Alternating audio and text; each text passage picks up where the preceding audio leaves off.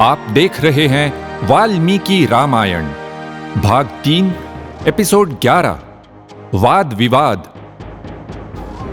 श्री राम के कच्चित प्रश्न सुनकर भरत ने कहा, राजधर्म का ये उपदेश मेरे किस काम का? किम में धर्माद् विहीनस्य राजधर्मः करिष्यति। आपके जाने के बाद महाराज शोक के कारण स्वर्गलोक सिधारे। आप ज्येष्ठ हैं और आप ही योग्य उत्तराधिकारी हैं। कृपया अयोध्या चलकर साम्राज्य स्वीकार कीजिए। दशरथ जी के देहांत की बात श्री राम को वज्र प्रहार जैसी लगी। शोक से अचेत होकर वे भूमि पर गिर पड़े। लक्ष्मण और सीता जी भी शोकमग्न हुए। फिर उन्होंने अपने पिता के लिए जलांजलि और पिंडदान किया। कुछ ही देर में मंत्रीगण और अन्य गण्यमान्य व्यक्ति वहां पहुंच गए। वशिष्ठ जी और माताएं भी आ गईं। वे सब श्री राम, लक्ष्मण और सीता जी से मिलकर प्रसन्न तो हुए, मगर उनके जीवन की कठिनाइयां देखकर उन्हें दुख भी हुआ। फिर जो बात करने सब लोग आए थे उसे कहने वे बैठ गए। लोग उत्सुकता से भरत की ओर देखने लगे। वे श्री राम को कैसे मनाएंगे? भरत ने सबसे पहले स्पष्ट किया कि कैकेयी की करनी में उनका कोई हाथ नहीं था। वे उसका धिक्कार ही करते हैं।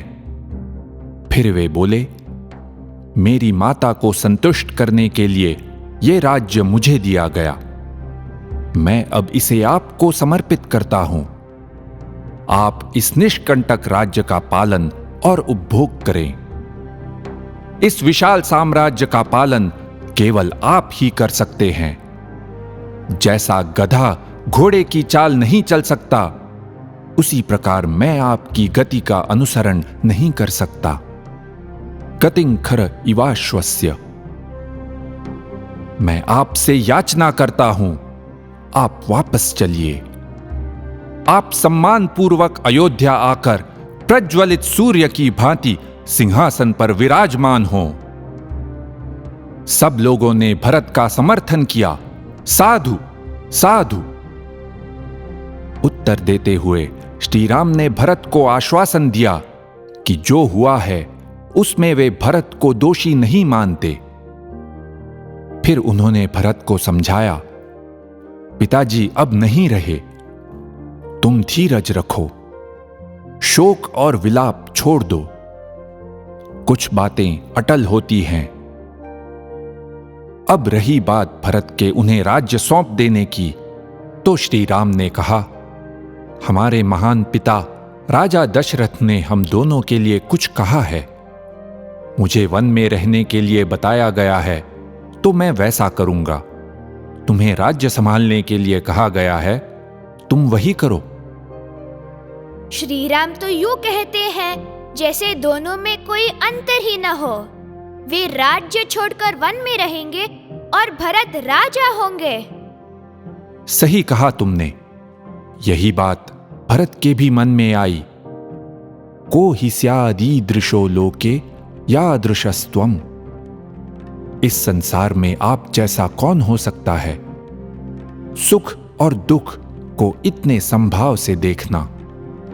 आप जीवन का अर्थ समझते हैं, किंतु पिताजी के आदेश की जो बात है, अब मैं उनकी निंदा नहीं करना चाहता, पर उन्होंने जो किया वो धर्म के विरुद्ध है। कहा जाता है कि अंतकाल में मनुष्य की बुद्धि भ्रष्ट हो जाती है। उनके साथ भी ऐसा ही हुआ। एक योग्य पुत्र के नाते आपको पिताजी की भूल को ठीक करना होगा। प्रजापालन ही आपका धर्म है। इसे छोड़कर आप इस तरह वन में नहीं रह सकते। श्री राम ने स्पष्ट किया कि यहां दशरथ जी के वृद्धावस्था में कोई अयोग्य निर्णय लेने की बात नहीं थी। फिर श्री राम ने बहुत वर्ष पहले की वो बात बताई, कैसे युद्ध में अपने प्राण बचाने के लिए दशरथ जी ने कैकेयी को 2 वर दिए थे। अब कैकेयी ने मांगा था भरत को युवराज बनाया जाए और राम को वन में भेजा जाए। अगर ये मांगे पूरी नहीं की गईं, तो राजा का वचन भंग होगा। सत्य और धर्म जो समाज के आधार हैं, वे ही खंडित हो जाएंगे। हे भरत, मैं यहां वन में हूं ताकि हमारे पिताजी का राजा का वचन सत्य हो। उसी तरह तुम भी पिता के वचन का पालन करते हुए अपना अभिषेक कराओ। श्री राम को भरत की क्षमता पर पूरा विश्वास था। उनके वन में जाने पर भी प्रजा के कल्याण में कोई कमी नहीं रहेगी। इसलिए राज्य छोड़ने पर भी यहां अपना कर्तव्य टालने की कोई बात नहीं थी।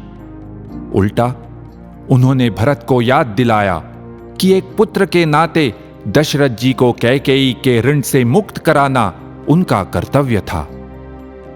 यहां जाबाली मुनि बोले, राम, तुम समझदार हो, पर ये जो कर रहे हो वो निरर्थक है। बुद्धिरेवम निरर्थिका, क्योंकि जीव अकेला ही जन्म लेता है और अकेला ही नष्ट हो जाता है। यदेको जायते जंतुः एक एव विनश्यति। तुम्हारे पिता की इच्छा तुम्हारे लिए बंधनकारक नहीं है। अयोध्या जाओ और राज्य का उपभोग करो। अंत में सबकी मृत्यु तो निश्चित है। जो लोग यहां मिले हुए सुख को किसी धर्म के नाम पर छोड़ देते हैं, उन पर मुझे दया आती है। श्री राम ने उत्तर दिया, आप जो कह रहे हैं वो बात योग्य सी लगती है, किंतु वो सर्वथा अयोग्य है। फिर श्री राम ने विवरण किया कि जाबाली जिस जीवन प्रणाली की पुष्टि कर रहे थे, उससे कितना अनर्थ हो सकता है। स्वेच्छाचारी होना, कामवृत्तः, किसी भी मर्यादा को न स्वीकारना, निर्मर्यादः, क्या करना चाहिए और क्या नहीं, इसका थोड़ा सा भी विचार न करना। श्री राम ने सत्य का महत्व बताया। समाज हित का वही मूलाधार है। उन्होंने पिता के सामने वन में रहने की प्रतिज्ञा कर ली थी। अब उसका उल्लंघन करना असंभव था। फिर महर्षि वशिष्ठ ने युक्तिवाद किया, राम, जिस प्रकार तुम्हें पिता का आदेश पालना चाहिए, उसी प्रकार अपनी माता का और मेरा कहना भी मानना होगा। और हम चाहते हैं कि तुम वापस चलो। मैं तुम्हारा और तुम्हारे पिता का भी गुरु हूं। अगर तुम मेरा आदेश मानते हो तो कोई नहीं कहेगा कि तुमने धर्म का पालन नहीं किया। किंतु लोग क्या कहेंगे, इस विचार से तो श्री राम ने यह निर्णय लिया ही नहीं था। वशिष्ठ जी के युक्तिवाद से भी उनका निश्चय नहीं बदला। फिर अत्यंत निराश होकर भरत ने कहा, जब तक श्री राम मेरी बात नहीं मानते, मैं यहीं बिना खाए पिए पड़ा रहूंगा। पर श्री राम ने शांति से समझाया कि जो अब राजा होने वाला हो, उसे इस प्रकार धरना देने का अधिकार नहीं है। अब भरत ने साथ आए हुए लोगों से विनती की कि वे श्री राम को मनाएं। किंतु सब लोग बोले, श्री राम ठीक कह रहे हैं। चित्रकूट के ऋषि मुनि जो ये विवाद देख रहे थे, वे भी सहमत हुए। निर्णय श्री राम के पक्ष में हुआ था। उनका कहना सुनकर श्री राम प्रसन्न हुए और भरत हताश। रामः ह्लादितः त्रस्तगात्रस्तु भरतः। कैसा आश्चर्य है, दो राजकुमार श्री राम और भरत इस बात पर युक्तिवाद करते हैं कि दूसरे को ही राजा बनना चाहिए। विवाद में केवल क्या उचित है, इसी पर चर्चा हुई।